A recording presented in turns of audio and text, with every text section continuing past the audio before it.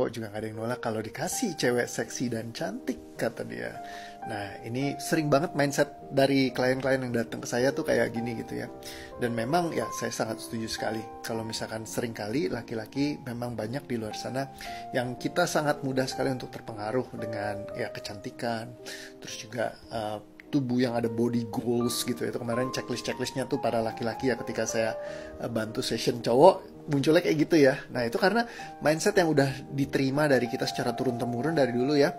Baik dari sisi misalkan spiritual juga banyak yang mengajarkan bahwa wanita yang cantik itu dipuja segala macam. Dan juga dari film yang kita tonton, misalkan kayak film James Bond, laki-laki punya perempuan banyak, itu jadi sebuah pencapaian ya, kayaknya keren banget gitu di masking dengan begitu luar biasa.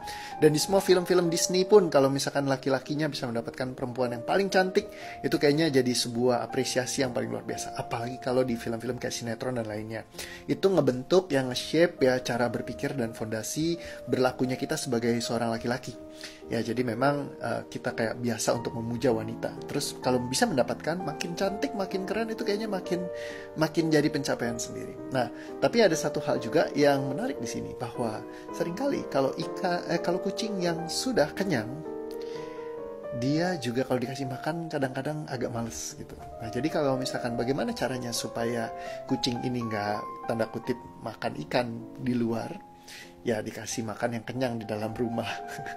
Sederhananya kayak gitu ya. Jadi kalau misalkan semakin kita menciptakan jarak gitu ya, semua laki-laki itu sama dan lain-lainnya, apalagi kalau misalkan udah pernah mengalami luka dan trauma, seringkali susah untuk kita bisa baikan, susah untuk kita bisa memulai, susah bisa buat ngobrol gitu ya, ngajak komunikasi yang enak lagi ya. Walaupun kita di rumah ya melakukan hal yang terbaik yang kita bisa, tapi dari keharusan, bukan dari sukacita kita lagi.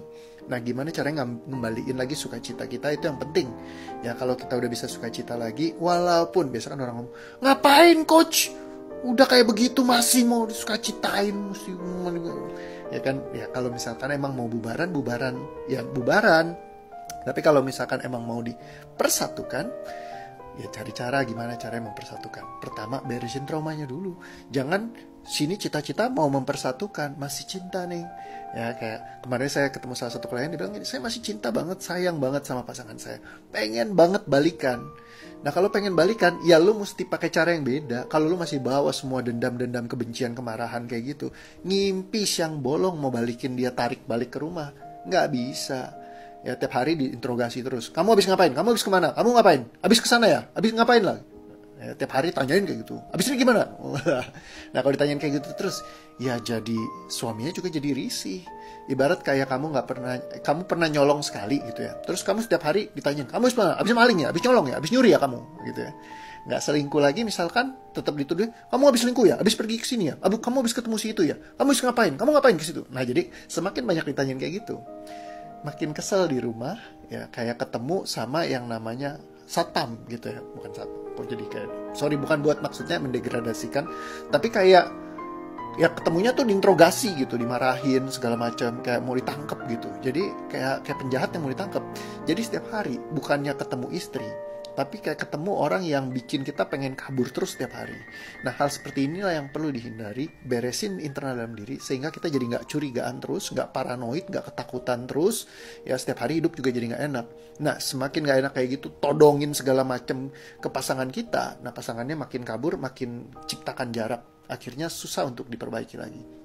Jadi kalau mau diberesin, selesain dalam diri dulu. Gimana caranya coach?